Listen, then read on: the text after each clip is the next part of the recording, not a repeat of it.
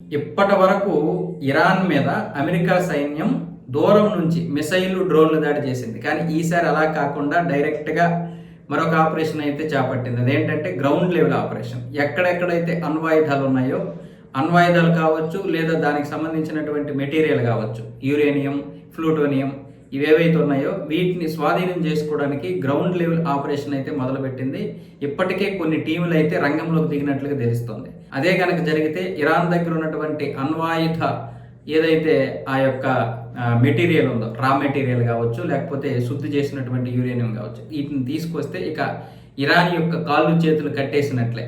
ఇక ఇరాన్ దగ్గర ఎలాంటి అణ్వాయుధానికి సంబంధించినటువంటి రా మెటీరియల్ లేదని అమెరికా భావిస్తుందో ఇక పూర్తిగా తుడిచిపెట్టుకుపోద్ది ఇరాన్. ఇక ఆ భయం కూడా ఉండకుండా డైరెక్ట్గా అటాక్ చేసే అవకాశాలు ఉన్నాయి. లేదంటే ఇరాన్ వదిలేసినా పర్వాలేదు, ఎందుకంటే ఇక ఆ తర్వాత ఇరాన్ నుంచి ఎవరికి పెద్దగా ప్రమాదం అయితే ఉండదు. సో దీనికోసమే ఇప్పుడు 5 టీములను అయితే దింపింది అమెరికా. అయితే ఎంతవరకు ఇది సక్సెస్ అవుతుంది అనేది చూడాలి.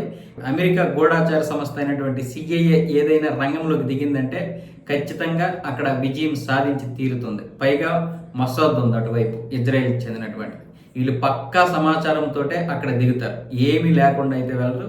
ఖచ్చితంగా ఈసారి ఎటువంటి అటాక్ చేయకుండా అణ్వాయుధాలని పూర్తిగా స్వాధీనం చేసుకోవడానికి అయితే ప్రయత్నాలు జరుగుతున్నాయి. అలాంటప్పుడు ఇంకా ఇరాన్ యొక్క ఆయువు పట్టు అమెరికాకి దొరికినట్లే.